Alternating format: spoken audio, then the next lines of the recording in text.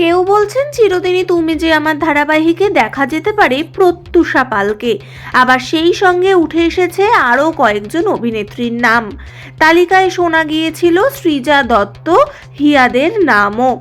এত আলোচনার মাঝে কিছুই বুঝে উঠতে পারছেন না কেউ। তাহলে কে হবেন নতুন অপর্ণা? সূত্র বলছে বুধবার প্রযোজনা সংস্থার অফিসে হয়েছে লুক সেট। তবে শোনা যাচ্ছে এবার এই চরিত্রে দেখা যাবে না কোনো পুরনো মুখকে। নতুন মুখের খোঁজ করছে প্রযোজনা সংস্থা। ইতিমধ্যেই নাকি নতুন 4 জনের লুক সেট হয়েছে। তবে এখনো পর্যন্ত কিছু চূড়ান্ত হয়নি বলে খবর। জিতু কমল দিতিপ্রিয়া রায়ের বিতর্কের পর আপাতত নায়িকাকে ছাড়াই চলছে ধারাবাহিকের শুটিং।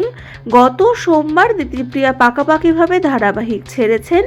এখন নতুন মুখ হিসাবে দেখা যাবে কাকে, তা অবশ্য ক্রমশ প্রকাশ্য।